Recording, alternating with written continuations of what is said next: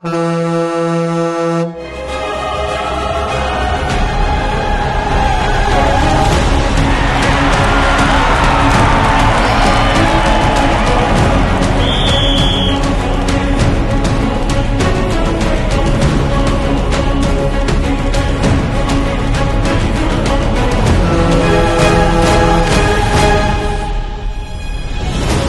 supuesto que es lindo jugar al fútbol, por supuesto que es linda la interrelación humana, pero cuando ese destello humano y hermoso se convierte en instrumento de control, se convierte en negocio de miles de millones de dólares, se convierte en control de conciencias, se convierte en control de pasiones, se convierte en muchas cosas, entonces es una guerra más, es una lucha más por el poder. Y eso no tiene nada de lindo. Bienvenidos a la Copa FIFA Qatar 2022. Comenzamos.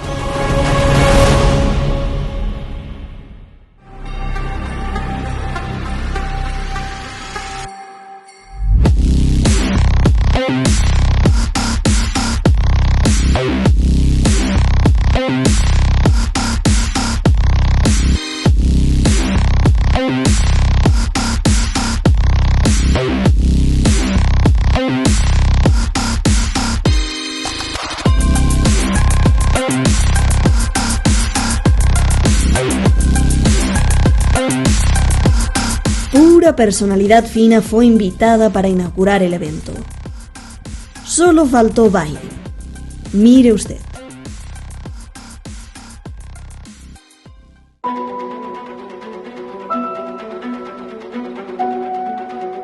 Primero y antes que nada, el emir de Qatar, Tamim bin Hamad Al Thani, quien dijo con un gran cinismo las siguientes palabras: qué maravilloso que la gente pueda poner a un lado lo que los divide y celebrar la diversidad y lo que une a todos a la vez. ¿Sí? ¿De verdad, señor jeque? ¿Señor emir? Cuando en Qatar lo más alarmante es el pésimo historial de derechos humanos, el maltrato a los trabajadores migrantes, los regímenes de solas horas a los que sometieron a los obreros para construir los estadios, las mujeres pisoteadas en Qatar, su libertad y sus derechos, ¿de verdad, señor emir? Los respetos a las preferencias sexuales, los costos ambientales de su país, las denuncias de soborno entre el Comité de Candidaturas de Qatar y la FIFA, ¿de verdad, señor emir? ¿Con todo eso hay que celebrar?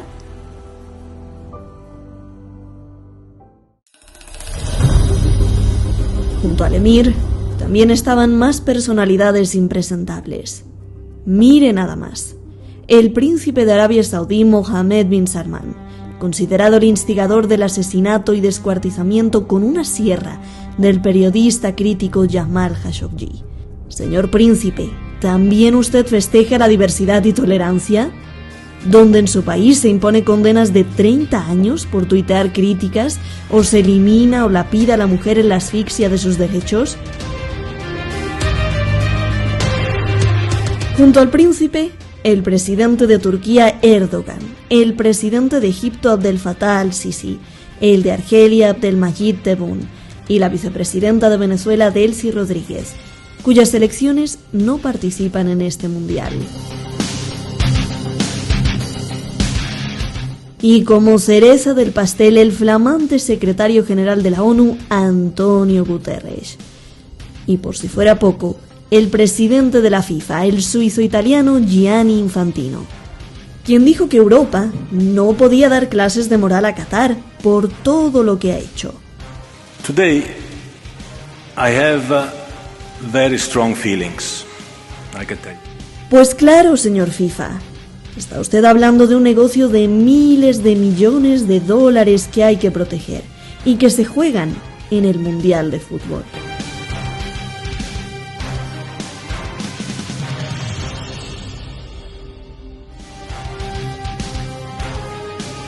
Y si bien Europa no tiene la autoridad para levantar la voz, los ciudadanos como usted o como yo sí tenemos el derecho y el deber de levantar la voz y denunciar toda esta oscuridad que sostiene el también flamante Mundial de Fútbol. Y ya no sigo porque hay mucha más tela de donde cortar. Comencemos a preguntar.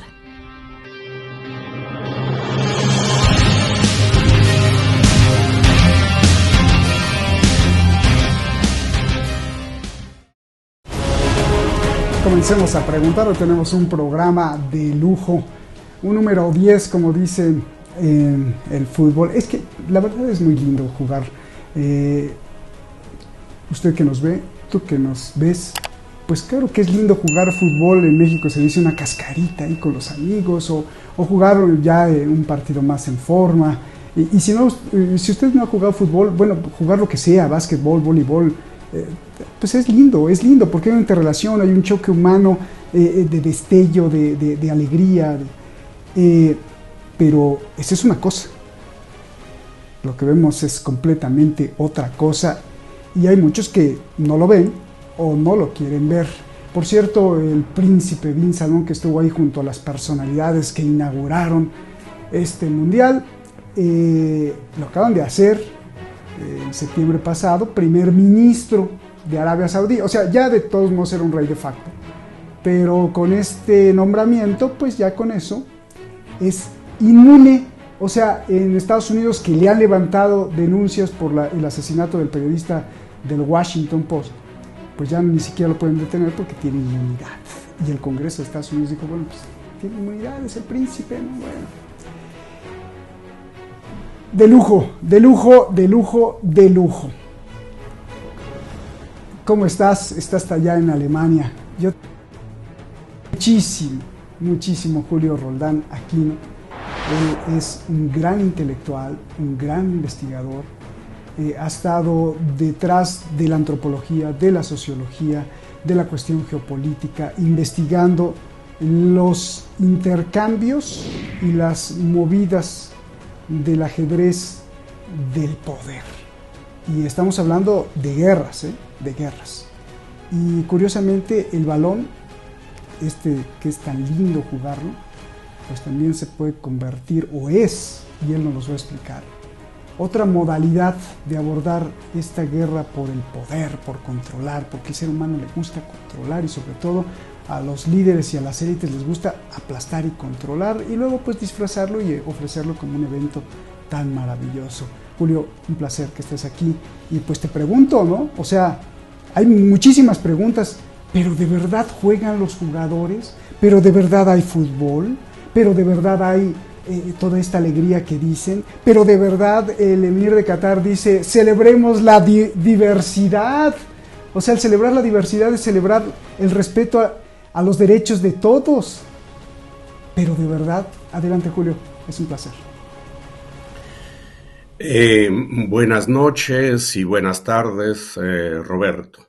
Es un placer de estar con ustedes tocando un tema que a mí me apasiona, que realmente me gusta desde niño. Coincido contigo en cuanto a la valoración que se hace respecto al fútbol.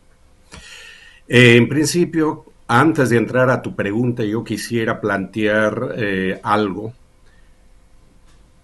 previo. Sobre el fútbol yo tengo dos sentimientos encontrados. Por un lado, admiro el fútbol, me gusta el fútbol, no soy fanático del fútbol, pero he escrito sobre fútbol, he jugado fútbol, discuto sobre fútbol. ¿Por qué? Por 3 o 4 razones fundamentalmente. Uno, por ser un deporte popular. Es el deporte más popular que existe en el mundo. En segundo lugar, porque es tan agradable, como tú dices, Roberto, ver cómo los futbolistas, especialmente los amateurs, especialmente los no profesionales, hacen una serie de malabares, hacen una serie de hechos con el balón que da la impresión que son algo así como magos o semimagos. Claro, en el fútbol profesional también se ve, es tan agradable ver, o era tan agradable ver a la distancia, como Ronaldinho, prácticamente siempre con la sonrisa en la cara, hacía malabares y así nos hacía divertir realmente. Era un placer verlo jugar. Él jugaba en alguna forma para divertir y divertirse. Ese es el segundo lugar. En segundo lugar, ¿por qué me interesa el fútbol? En tercer lugar, porque es un deporte colectivo. Y además de ser colectivo, es un deporte no caro, es un deporte de los pobres, donde la gente común y corriente solo necesita tener ganas y en algún pampón o en una calle poner 4 piedras, hacer una pelota de alguna cosa o de trapo, de lo que fuere, y juegan al fútbol. Y ligado a esto, acá viene la proyección. Espera, Julio, te voy a ir interrumpiendo porque es que está muy jugoso, no se te olvide el cuarto punto y lo que ibas a decir, pero yo me recuerdo y quiero utilizar lugares comunes para que también nuestro espectador esté conversando con él mismo y con los otros mismos allá en su casa. Yo me acuerdo cuando era niño, y esto que dices de las piedras es fantástico. Cuando era niño, cuando iba a la primaria y a la secundaria, en México hay unos, me imagino que en todos lados, había unos juguitos que aquí les decíamos frutsis, y eran unos, pues unos envases de plástico, ¿no? Y así alargados, además, como botellita de plástico. Pues los rellenábamos con papel, ¿no? Los rellenábamos con papel, y esa era la pelota de fútbol. Y entonces, pues ya, ¿no? A patear y a divertirse, ¿no? Y esto del juego de los pobres es tan maravilloso lo que estás diciendo, porque bueno, aquí vienen muchas otras alegorías que ya nos hablarás. Perdón, te voy a ir interrumpiendo, pero creo que es necesario para rescatar estos puntos que parecen ser tan básicos o banales, pero que sin duda, otra vez, tú que nos estás viendo, usted que nos está viendo, habrá jugado con piedritas, pelotitas, lo que sea, ¿no? Discúlpame, Julio. Todo bien, no hay ningún problema. Y el cuarto punto es que yo veo la proyección. El fútbol es un deporte colectivo, donde el individuo no es anulado y el individuo juega para el conjunto y el conjunto juega para el individuo. Es decir, ese problema que todavía en las sociedades que quisieron construir un nuevo orden no pudieron solucionarlo, es decir, la relación de la sociedad con el individuo, en el fútbol sí se ha solucionado. ¿Por qué? Porque cada futbolista sabe cuál es su misión, sabe cuál es su papel, él está satisfecho con desarrollar sus capacidades individuales, pero a la vez él comprende que solo no puede hacer absolutamente nada, que él es importante en la medida que desarrolla su capacidad en función del colectivo. Y el colectivo tampoco lo aplasta, tampoco lo niega, tampoco lo pone de lado al individuo. No, al contrario, el individuo y el colectivo se conjugan. Por eso a mí me interesa mucho ver el fútbol en este tipo de relación, porque va a ser, pienso, un modelo para una sociedad futura donde el colectivo no esté por sobre del individuo y tampoco el individuo por sobre el colectivo, y más bien encuentra de estar enfrentados, que se conjuguen. Ese es otro hecho que solo veo también con los músicos en una orquesta. La orquesta es importante, es grandiosa la orquesta porque está compuesta por individuos, pero los individuos solos no son nada, son grandes, son importantes en la medida que forman la orquesta, forman el coro. Entonces termino diciendo esta parte, que esa relación desde el punto de vista filosófico, político, que hasta hoy en la sociedad no se ha podido solucionar, las sociedades que han comenzado a construir el futuro, pero en el fútbol ya nos está dando las primeras semillas cómo debería de ser esa relación, esa empatía entre el individuo con el colectivo y el colectivo con el individuo. Este es por un lado respecto al fútbol que yo aprecio, levanto y propago. Pero la otra parte del fútbol es que yo detesto, es el fútbol que se ha convertido en grandes empresas de dominio, de opresión y explotación, donde la FIFA es el gran empresario mundial que incluso, como dicen que son una organización sin fines de lucro, ningún gobierno, ningún Estado, ninguna política lo puede afectar. Ha habido una excepción que podríamos tratarlo cuando el FBI entró en Suiza, y a ti ese es tuvo un carácter extra. Eso es cuestión de conversar al futuro. Pero antes de perderme, quiero continuar. Y ha convertido a los futbolistas profesionales en los nuevos, en los modernos esclavos, porque ellos son esclavos modernos, esclavos de lujo. Ellos son vendidos de club a club y con ellos se cumple ese principio capitalista que dice, si de los chanchos se hace manteca, de los seres humanos se hace dinero. El mejor ejemplo son los futbolistas. Cómo los clubes se han convertido en grandes empresas. Luego, aparte de eso, el nivel cómo el fútbol ha sido utilizado para lavar la cara de los dictadores, para lavar la cara de los fascistas y hasta de carniceros. Un ejemplo muy concreto es lo que sucedió en 1978 en Argentina, cuando el gobierno encabezado por Videla organizó con el venio de la FIFA y yo a Belanche, en ese entonces presidente, para justificar y lavarse la cara ante el mundo y evitar que el resto del mundo conozca las torturas, las matanzas, las desapariciones en Argentina en el año 1978. Y no nos olvidemos que Argentina llegó a jugar posteriormente a la final gracias a que goleó a Perú 6-0 y directamente en el camerino del equipo peruano estuvo el señor Videla y también Henry Kissinger. Nos preguntamos qué hacía Videla y qué hacía Henry Kissinger en el camarín peruano. Simple y llanamente iban a presionar para que Argentina sea campeón del mundo y así lavarse la cara de las matanzas que estaban cometiendo concretamente contra el pueblo argentino. Y por último, el otro punto es cómo se ha convertido el fútbol en un opio. Entonces es muy común decir actualmente que no solo la religión es el opio del pueblo, sino que también el fútbol idiotiza a la gente.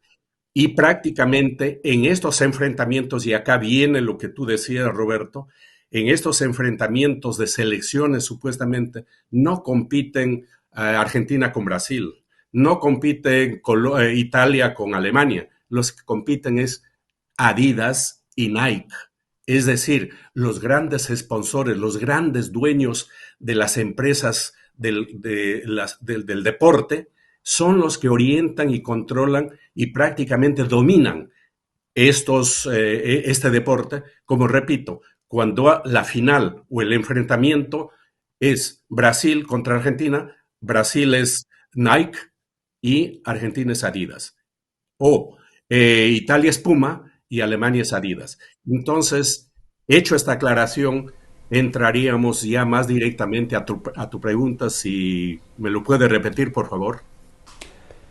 Que si realmente jugaban, que quienes juegan, que realmente hay que celebrar la diversidad y el respeto, y sobre todo, bueno, esto ya lo has ido contestando, y sobre todo dejar claro que esto que vemos, este escaparate que vemos, este fabuloso, de fábula, espectáculo que vemos en cada Copa del Mundo, está cimentado en una oscuridad humana, y digo oscuridad humana porque no tiene nada de principios humanos ni éticos lo que está abajo. Entonces la pregunta ahora sería, ¿cómo llegamos ahí, Julio?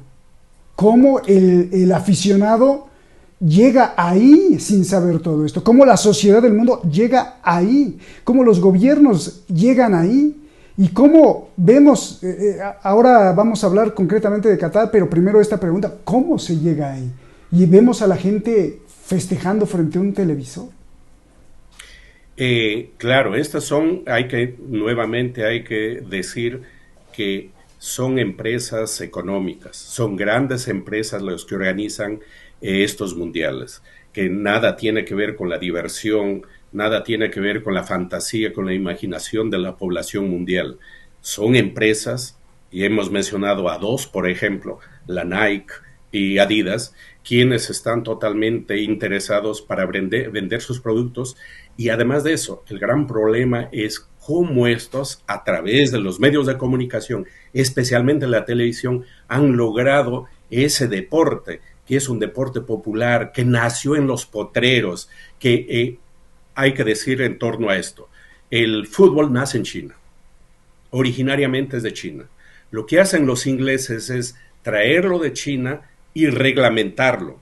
Y luego, a través de la etapa ya del imperialismo, lo van a llevar a otras partes del mundo como América Latina, donde prácticamente en esa esquina donde está Argentina, Brasil y Uruguay es donde mejor se desarrolla, y particularmente desde mi punto de vista es Brasil el país donde el fútbol ha llegado en el plano técnico de arte a su mejor nivel. Pero ¿qué pasa? Este fútbol apareció especialmente en los sectores populares, pero el capital claramente se da cuenta, este es un deporte masivo, no hay ningún acto colectivo en el mundo que tenga más audiencia que la final de la Copa del Mundo. Por lo tanto, hay que convertirlo en un negocio, por un lado, económico, y por otro lado, en un arma de control, de cómo se instrumentaliza el fútbol, ese deseo, esa voluntad de los niños, de la gente pobre, que se encuentran en cualquier parte del mundo, son canalizados, orientados en función de sus intereses. Y para esto no hay moral. Definitivamente acá no interesa lo humano, lo moral, porque si interesaría mínimamente lo humano, la moral, poniendo como base fundamental de las relaciones humanas, sencillamente mencionamos que en Argentina nunca debería haber existido un campeonato del mundo como fue la de 1978. Concretamente en Qatar de igual manera. Estamos viendo los millones que han vendido ellos, los millones que han invertido, porque el mundial lo han comprado. Pero también Alemania compró el mundial del 2006. ¿Por qué? Porque las reglas de la FIFA dicen que cada 4 años debe ir girando el mundial en América, en Europa, en Asia y en África. Si el año 98 fue en Europa, en Francia, luego fue en Asia, el 2002, el 2006 debería haber sido o en América o en África, pero no. Alemania compró ese mundial especialmente utilizando a 2 grandes figuras del fútbol alemán, Franz Beckenbauer y Günter Netzer. Ellos ahora deberían de estar presos. ¿Pero por qué no están presos? Porque les han declarado enfermos. Dicen que están muy viejos y que sufren problemas de presos Alzheimer o algo por el estilo. Por lo tanto, ¿por qué, Julio? Todavía pueden estar viviendo. ¿Por qué deberían estar presos? Por corrupción, pues. Porque ellos compraron el Mundial del año 2006.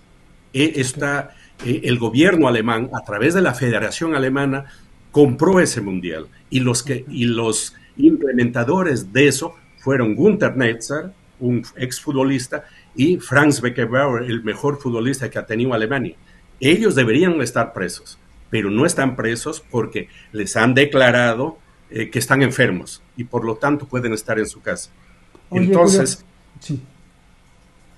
Lo que sucede en Qatar, donde se ha invertido 10 veces, 20, 100 veces más dinero que en el año 2006, es mucho más evidente. Es por eso, y hablábamos y acá viene un hecho que queremos mencionar, como se demuestra que Estados Unidos todavía es la potencia en el mundo.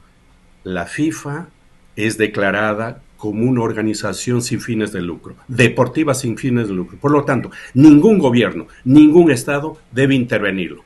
Pero los Estados Unidos, el año 2010, intervinieron las oficinas de la FIFA. Es por eso que Blatter y Platini están en la situación que están. Pero un sector de esa mafia que domina la FIFA fue dejada de lado, y el otro sector, encabezado por Infantino, está controlando. Es decir, es una organización mundial que tiene adherentes, más de 200 países, federaciones están adheridas, y por lo tanto es un negocio mundial que realmente no solo es a nivel económico, como repito, sino en el plano político es utilizado, y además de eso en el plano ideológico para controlar y orientar a la población, como ya he dicho hace unos minutos. No solo la religión es el opio del pueblo, sino también el fútbol. Oye, Julio, pero por ejemplo, pues algunos amigos, compañeros que tenemos y que ahora están en Qatar y se fueron para allá, o que están ahora viendo sus televisores en su propio país, pero viendo cómo juega su selección de su propio país, te dirán: no, Julio, pero estás equivocado, a mí nadie me controla, pues si yo estoy aquí con mi cerveza, viendo a mi jugador favorito, o viendo cómo juegan y hacen jugadas maravillosas de quinto grado y unos golazos. ¿Cuál control, Julio? ¿Qué le dices a todas esas personas? Claro, el gran problema es que los esclavos siempre creyeron que eran libres. Ellos no, la gran mayoría no creía que era esclavo. Por eso duró el esclavismo tantos años, tantos siglos. Sencillamente, este tipo de personas ya vienen trabajadas desde la niñez. Prácticamente hay toda una ofensiva del trabajo en la televisión, los medios de comunicación, en el barrio, en la escuela, y nos dicen que somos libres supuestamente para elegir lo que deseamos. Yo quiero ver ese partido, o quiero ver el otro partido de fútbol, o no quiero ver el partido. Sí, pero ya estamos condicionados. No se trata de que nosotros en una sociedad somos libres y vivimos al margen de la sociedad. No, la sociedad funciona como todo. Y en ese todo, los medios de comunicación, la escuela, juegan un papel muy importante en condicionarnos y en orientarnos, en creer que nuestra selección está jugando. Y decimos nuestra selección, nosotros, como que si fuéramos nosotros el colectivo. No, son 11 tipos que ganan una millonada de dinero, quienes van a jugar, y van a jugar no tanto por su selección, sino van a jugar sobre todo porque quieren venderse mejor. Esos eventos son una tribuna, un mercado para venderse mejor. Y el gran problema es que las grandes mayorías, las inmensas mayorías, creen no que están libremente eligiendo, y hasta lógicamente se divierten y gozan, y también, bueno, sufren cuando pierden por este tipo de acciones, por los juegos. Pero esa es una situación que tenemos que estar conscientes de esa situación. Tremendo lo que dices. Yo he visto gente llorar, o gente orar, o poner veladoras, encomendarse a sus dioses, encomendarse a tantas cosas.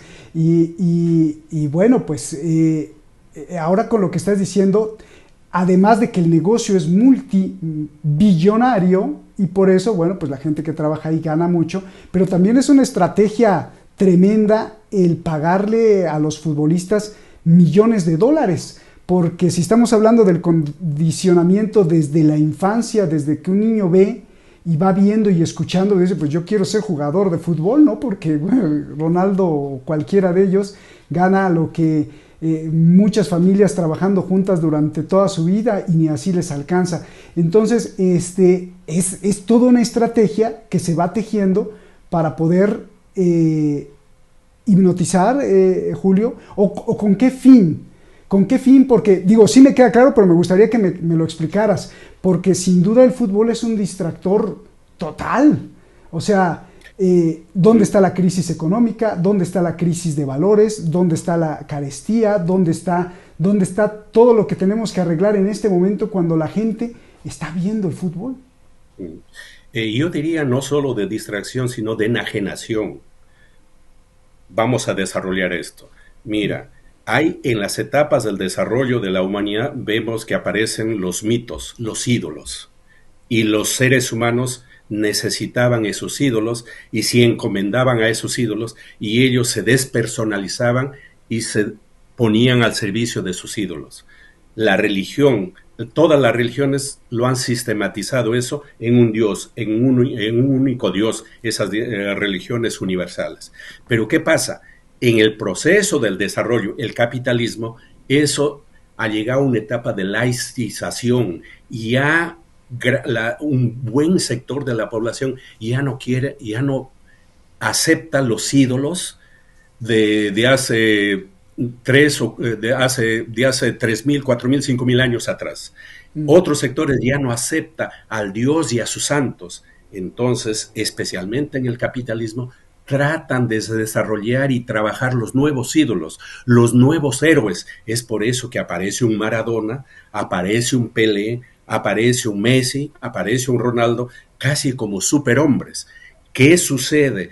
¿Cómo explicas tú que la gran mayoría de niños y hasta jóvenes, cuando se ponen una camiseta de Argentina o del Barcelona o del país Saint-Germain, donde juega Messi, se sienten Messi? Por eso digo, están en una etapa de enajenación, se ha desarrollado de desdoblamiento.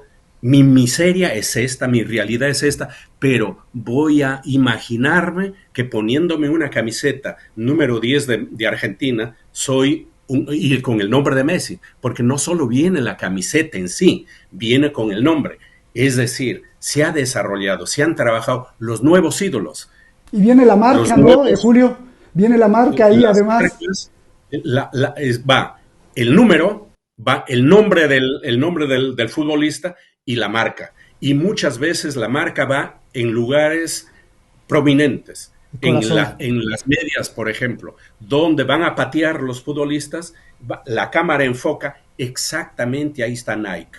O en el pantalón, junto al número está la marca, o la marca tiene que ir en un lugar prominente. Entonces, estamos vendiendo el paquete completo. Tenemos a los ídolos, a los nuevos ídolos.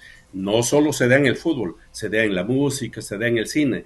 ¿Y qué pasa con estos señores? Acabo de leer una entrevista a Messi hace 2 días. Él lo pregunta, ¿usted se va a retirar del fútbol? Sí, después del Mundial me retiro. ¿Y qué va a hacer? Me voy a operar la cara. ¿Y por qué?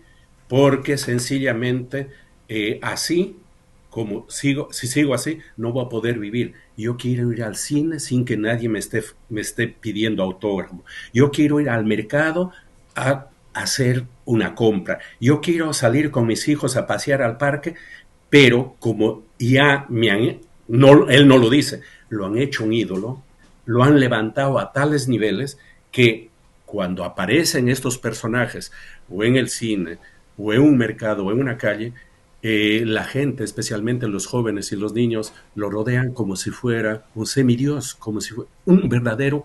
Ellos utilizan el término ídolo, es decir, cómo se ha desdoblado en la conciencia, en lo más íntimo sobre todo de la juventud, especialmente de los niños, ese sentimiento de que, bueno, yo no soy como Messi, no gano ni juego como Messi, pero tengo la camiseta de Messi, tengo algo de Messi, de Cristiano Ronaldo, y así por el estilo. Es decir, eso es un trabajo psicológico, es un trabajo ideológico, es un trabajo que apunta necesariamente a las ganancias económicas y al control ideológico y político.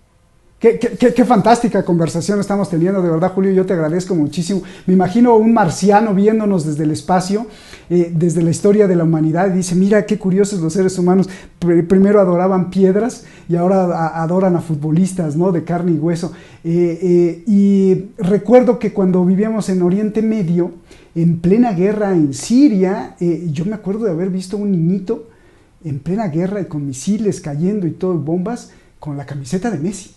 O sea, y un niñito, ¿no? Sin saber hablar español, por supuesto, el niño.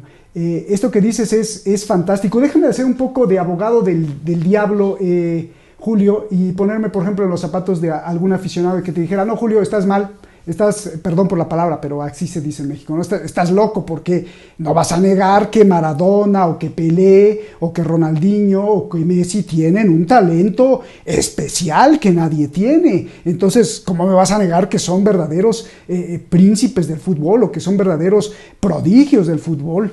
¿Qué le dirías? Tienen razón en parte.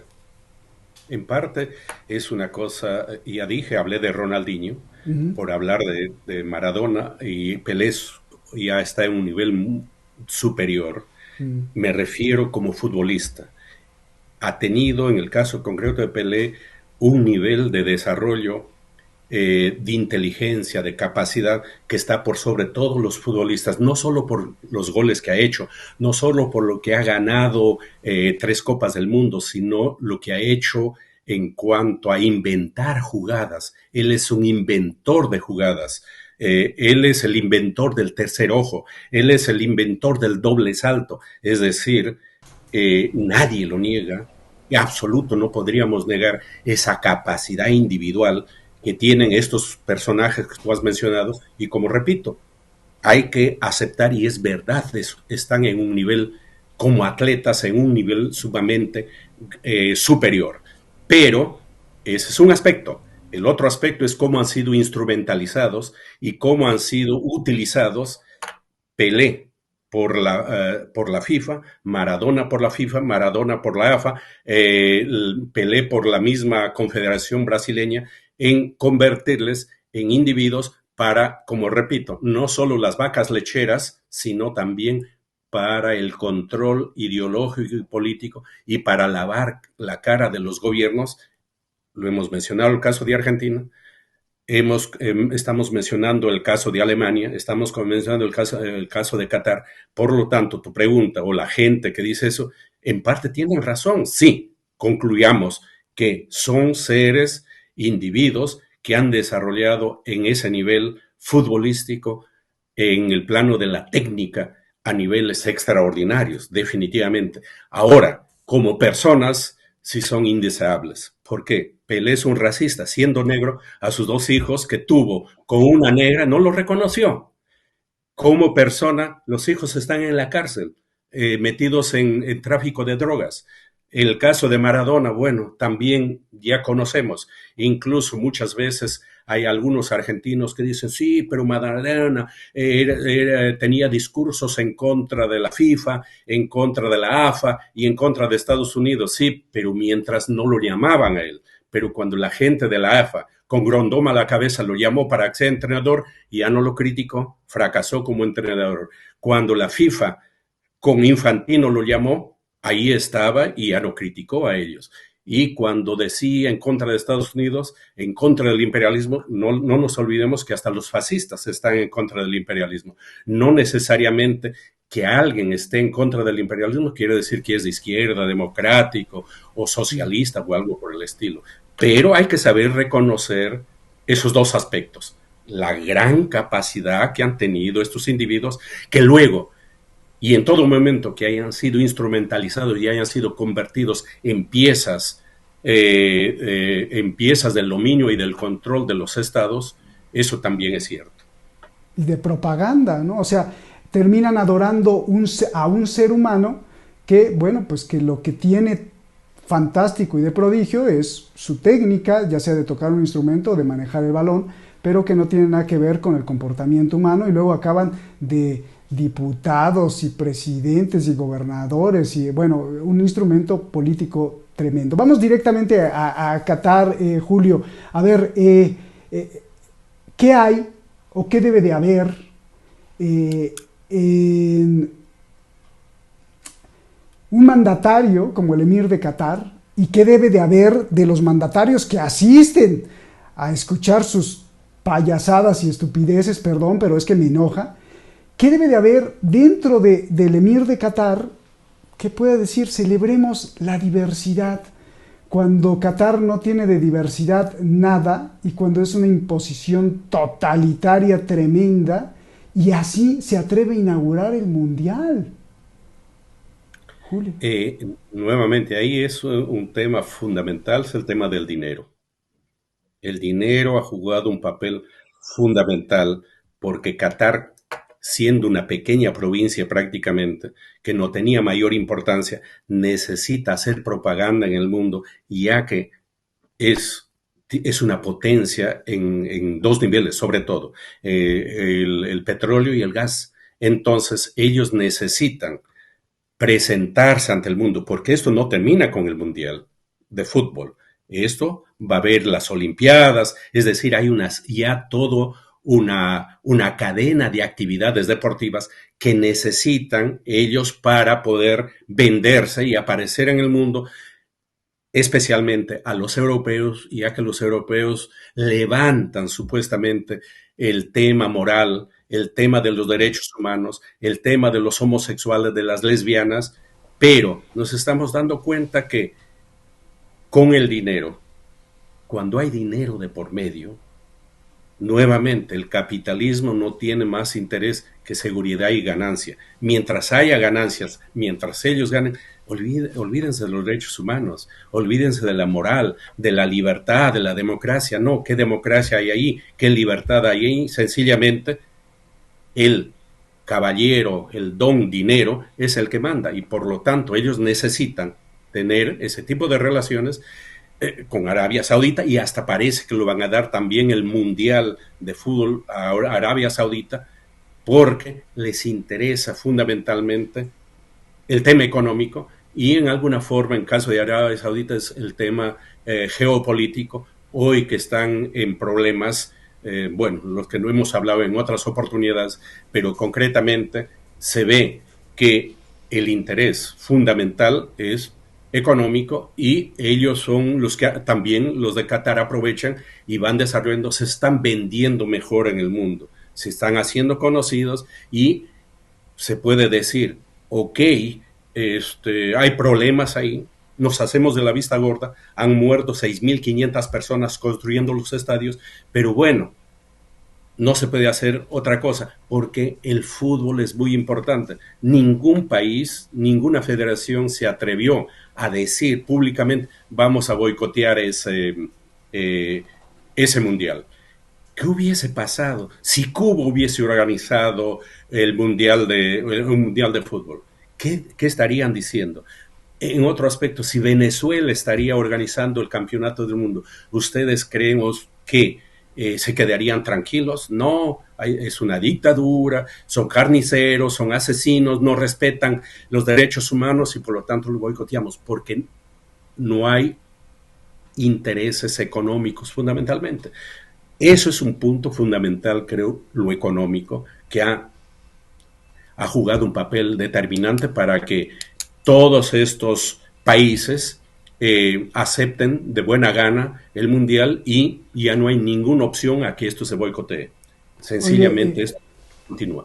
Eso es por el lado del poder, pero por el lado de la población, pues también triunfa la ignorancia, ¿no? O no sé si sea la ignorancia, porque a lo mejor muchos sí lo saben, pero el nivel ético o el nivel humano, yo no sé si estuviera cómodo o tú estuvieras cómodo sentado en un estadio en donde, pues para hacerlo, se esclavizó a mucha gente, se sometió a unas jornadas de sol a sol, se murieron. La ignorancia es, creo que también fundamental, o ese adormecimiento del que ya hablábamos, o cómo entender esta otra parte de que sí voy y compro, con trabajo se ha ahorrado todo el año para comprar un boleto para irme de viaje a Qatar. A ver, explícame eso, Julio. Sí, la situación es cierto, camina por ahí, por lo que tú dices, como la mayor parte de los seguidores, de lo que se llama de los hinchas del fútbol, los fanáticos del fútbol, es gente muy ignorante. Por lo menos en Europa, los seguidores de las grandes barras, de los grandes equipos, al interior hay muchos sectores fascistas incluso, pero ignorantes. Y yo conozco acá en Alemania, sencillamente les interesa fútbol, a la gran mayoría les interesa el fútbol, les interesa tomar cerveza y hablar posiblemente de mujeres. Entonces, hay un nivel de ignorancia, un nivel de incomprensión de estos fenómenos, que prácticamente ellos se mueven por inercia, y por lo tanto ese sector con esas características, con ese nivel ideológico y político, con esa forma de pensar, es muy fácil ser canalizado. Y a la par acá, como te repito, hay un trabajo ideológico de larga data. No se trata solamente de que esto sale de un día para otro, es un trabajo largo, es un trabajo detenido, lo que se llama el famoso poder blando, es decir, es un arma que no mata, pero un arma que adormece, un arma que corrompe, un arma que degenera, y prácticamente la gran mayoría de la población en el mundo está encandilada y el fútbol es un imán que atrae y miles de personas, no solo que van a los estadios, sino veo en las cantinas, en las casas, el día sábado y el día domingo, está garantizado que ellos tienen que ver fútbol. Por eso decíamos antes, no solo la religión es el opio del pueblo, sino que el fútbol también es el opio del pueblo, con la diferencia que ellos pueden verlo y tocar a sus ídolos. Por eso lo que decía Messi, las grandes mayorías cuando ven a Ronaldo o a Messi o a algún futbolista en la calle, quieren siquiera acercarse a toparlo, porque esa es una manera de, en alguna forma, realizarse. He topado a mi Dios, a mi ídolo, a mi Señor. Y ese es un fenómeno sumamente grande, largo y lamentable, porque mientras existe esa forma de dominio, esa forma de control psicológico de la población, es muy difícil avanzar en un nivel de concientización en función de hacerles comprender qué es lo que significa el fútbol, haciendo esas diferencias, lógicamente, y fundamentalmente pensar en un cambio teniendo como base esa inmensa población que son los seguidores del fútbol. Ese es un problema grande. Oye, Julio, ahora aquí nuestro equipo de producción, encabezado por Shadi, me está diciendo que curiosamente cuando vieron esto que tú comentabas en el Mundial de Alemania, hubo unos dineros negros y unas transferencias millonarias para que se realizara el Mundial de Alemania. ¿A dónde crees? A una cuenta de Qatar. Imagínate nada más. Pero bueno, esto es increíble. Hablando de geopolítica, a mí me da mucha tristeza, Julio. Me da mucha tristeza porque en la cúspide de la distracción, de la ignorancia y del control, de la opresión o de la enajenación, que está un hincha gritando ¡Gol! En la cúspide, no se ve que en la base está siendo utilizado ese grito, no solo de él, sino de muchos, para los movimientos geopolíticos. Hace unos años Arabia Saudí se había enfadado demasiado con Qatar, que lo cercó. Y hoy vemos al príncipe Bin Salman sentado ahí junto con otras personalidades y el emir de Qatar inaugurando el Mundial. ¿Hacia dónde va esto? ¿Hacia qué frente? Porque junto a junto a Qatar está Bahrein, y ahí está la quinta flota más poderosa del mundo, la flota nuclear de Estados Unidos. Del otro lado, pues, tenemos Emiratos Árabes con un poder financiero incalculable y yacimientos de un gas todavía muy preciado en el Golfo Pérsico. ¿Cómo ves? Lo que nosotros tenemos que pensar y recordar es lo siguiente, hablando ya, relacionando Qatar y con la geopolítica. Ninguna guerra, desde que existen lo que conocemos acá en Occidente, de la guerra del Peloponeso, el famoso libro de Tucídides, la guerra del Peloponeso, ninguna guerra se gana por mar o por aire. Se necesita, todas las guerras en última instancia se ganan por tierra. Por lo tanto, en este proyecto, en esta proyección mundial de, a la larga, tratar de cercar a China, tener esas bases que tú has mencionado y tener puntos de apoyo en esa zona que hoy se está desarrollando el mundial es muy importante, porque nosotros nos preguntábamos en relación con esto, ¿por qué tanta importancia tenía Afganistán? ¿Cuál era el problema en Afganistán? Sencillamente, el mar de China está controlado. Japón, Filipinas está controlado. Pero los norteamericanos saben que por mar y por aire pueden ayudar a una guerra, para ganar una guerra, pero tienen que entrar por tierra. Por eso era tan importante entrar por esta zona de Irak, de Irán, Afganistán, porque Afganistán tiene 100 kilómetros de frontera con China. Ese era el punto fundamental, el por qué les interesaba controlar a Afganistán para entrar por tierra a China. Lo que tú Interesante. preguntas, lo que tú preguntas, sencillamente ellos tienen la flota, ok, pero tienen que tener un lugar cercano por tierra porque en última instancia todas las guerras se definen en la tierra. Claro, un poco le salió en alguna forma el tiro por la culata en el caso de Afganistán. ¿Por qué?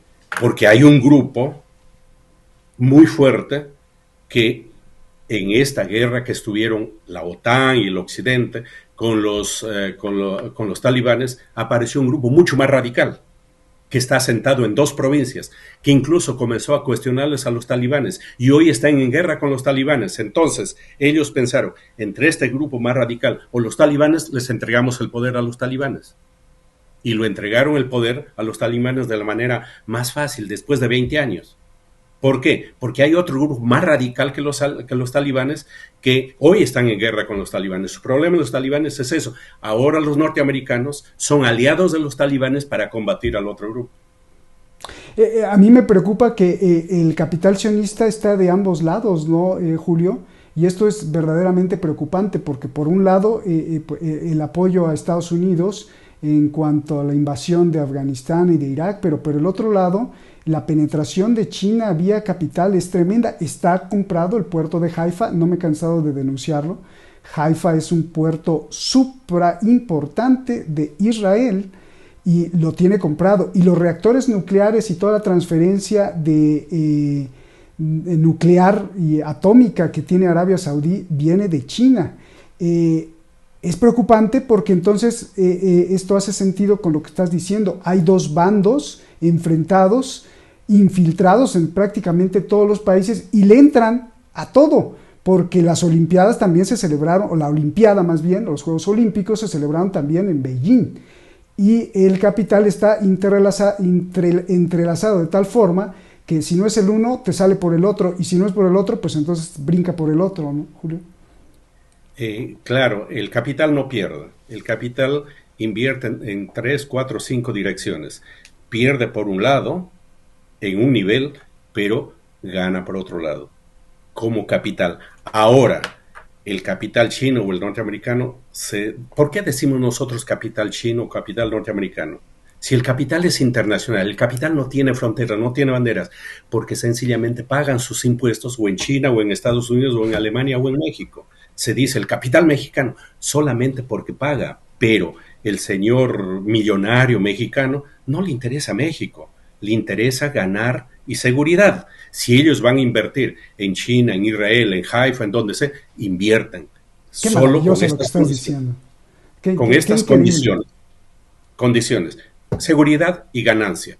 Entonces eso de que mi país, mi bandera, mi himno nacional, esa es una manera como engatusar y engañar e ideologizar y mentir a la población para decir, bueno, nosotros los norteamericanos, nosotros los alemanes, pero el capital no tiene, desde el momento que aparece en la escena de la historia, no tiene patria, es internacional, la burguesía es internacional, solamente por cuestiones tácticas, momentáneas, circunstanciales, les interesa a sus países, pero en esencia son internacionalistas, a ellos les interesa su, como repito, seguridad y ganancia. Es por eso que los grandes capitalistas aseguran sus capitales en países que tienen respaldo financiero, que tienen respaldo en cuanto a seguros y sobre todo respaldo militar, porque tú como capitalista tienes tus millones y tú pagarías tus impuestos en Bolivia, en, en, en, en Chile o en algún país del África y no en Alemania, no en Inglaterra, no en Francia, no en Estados Unidos. ¿Qué garantía te dan estos países que tus capitales, que vas a ganar? Y dos, ¿qué garantía te dan que no va a haber problemas por ahí? ¿Qué capacidad tienen como para eventualmente solucionar problemas de carácter financiero y en última instancia de carácter político militar? ¿Cuántos países están invadidos por ejércitos de estos 4 o 5 países principalmente. Una de las razones es para cuidar los intereses de estos países. Lógico que dicen siempre, vamos a buscar implementar la democracia, la libertad. No, hay intereses definitivamente de carácter económico. Y eso es lo que está demostrando últimamente. Hay una discusión entre la Meloni y Macron. Cuando Macron ha dicho que en Italia no han sabido elegir o algo por el estilo, y la Meloni le ha salido al frente y lo ha dicho que él no tiene moral para hablar. ¿Por qué? Porque son 14 países africanos que están ellos, su moneda, el control está controlado por el Banco Central francés. Siguen siendo colonias. Claro. Y ese es el problema que tienen con China también, porque Oye, los chinos se están sí, y les van a desplazar. claro. Oye, Julio, estás diciendo, y ese es el problema que tienen con China porque los van a desplazar. Julio, lo que mencionaste del capital y esta falta de patria del capital, bueno, que no tiene patria, es maravilloso, pero maravilloso, porque regresamos al fútbol. ¿En qué fenómeno social se reactualiza, se vuelve a validar la bandera patriótica? Pues en el fútbol. Y entonces la gente levanta y dice, yo soy de, esos son los rivales, y el negocio vuelve a estar completo, ¿no? Claro, es un doble juego.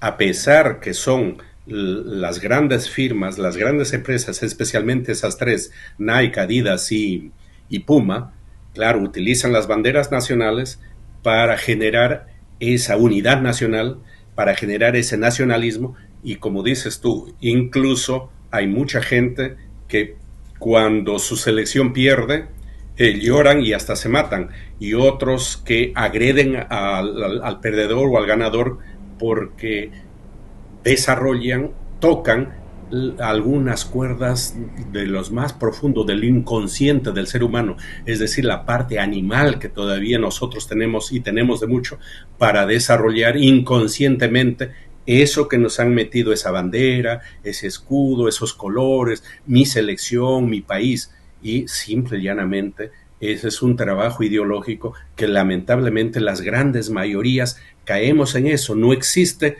Tú sabes perfectamente que no existe la raza, pero existe el racismo. No existe no existe la nación, pero existe el nacionalismo. No existe la identidad, pero existen los identitarios. ¿Y cómo se maneja la raza? ¿Cómo se maneja la nación? ¿Cómo se maneja la identidad nacional? ¿Pero de qué estamos hablando? ¿Quién lo ha definido? Defínanos qué es la nación. ¿Qué país del mundo es una nación? Fue una aspiración en Europa hace 150 años con esos 5 principios. Pero ¿dónde se cumple? En Europa. ¿Qué país de Europa se puede considerar una nación? Ninguna. Pero el nacionalismo está. Y se desarrolla y mueren por el nacionalismo. Dan la vida por el nacionalismo. Cómo atizan, incluso en las guerras, vemos en Ucrania, los mismos rusos en Ucrania, voy a dar mi vida por la patria, por mi bandera, para defender mi país. No, es el país de el país de los grandes capitalistas, de esa oligarquía, tanto en Rusia como en Ucrania, y ellos están defendiendo esos intereses, que esas oligarquías están conectadas con el capital internacional. No se dan cuenta de eso y van a dar la vida por su bandera, por su nación, por su patria. Entonces es un trabajo, como te repito, que tiene larga data, y sacar de la cabeza, hacer comprender a la mayoría de la población este tipo de conceptos, de hechos, te ven como un bicho raro y creen, como dijiste tú en antes, hoy estás loco. ¿Cómo vas a pensar que mi deporte favorito están manipulando, lo están controlando y yo soy un monigote que simplemente me muevo según los intereses de estos grupos? No, ellos creen que son libres. Por eso te decía, el esclavismo duró tantos siglos, porque los esclavos no tenían conciencia que eran esclavos. Claro. El imaginario colectivo es fantástico cuando explicas lo de la patria y cómo el que le va el hincha de cierto país, pues le va a ese país, pues ahí está la patria. O sea, el imaginario colectivo ha sido perfectamente bien diseñado y fantástico. Julio, pues ya nos vamos. ¿Qué cosas se nos han ido que hayan faltado que decir? Prácticamente le metiste una goliza a la FIFA. Si se te ha ido algo que hayas querido decir o que no hemos tocado, por favor adelante. Y si no, pues la conclusión que yo te pido sería: ¿qué nos queda al público? ¿Qué nos queda a la Vox Populi? ¿Qué nos queda al aficionado de fútbol? ¿Qué nos queda al pueblo ante todo esto que se denuncia en este programa hoy, que creo que es valiosísimo, que ojalá toda la gente lo escuchara? Seguir apreciando el fútbol, seguir, si es posible, practicando el fútbol, amando el fútbol, pero diferenciando ese fútbol que sale del alma, del corazón, ese fútbol que es ayuda a la mente, que ayuda al cuerpo, ayuda al alma, y practicar, desarrollar, propugnar eso y denunciar ese fútbol empresa, esa FIFA, una organización mundial que se encargó de esclavizar en estos tiempos a los futbolistas, es decir, combatir al nuevo esclavismo, al nuevo opio del pueblo.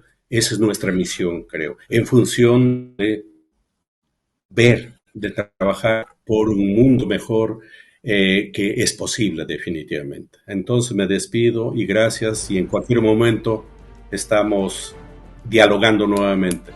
Gracias, Roberto, y hasta cualquier otro momento. No, gracias. Y, oye, es que es una guerra perfecta, ¿no? Porque la FIFA tiene tantos países como la ONU, y ahora además ya se sumó a la ONU diciendo que van a hacer proyectos conjuntos, como, bueno, qué increíble. Y qué increíble también encontrar gente que dice que son fanáticos del fútbol, que adoran el fútbol y son unas personas contaminadas, llenas de vicios de la mercadotecnia, gordos con una cerveza en la mano y diciendo que son fanáticos del fútbol.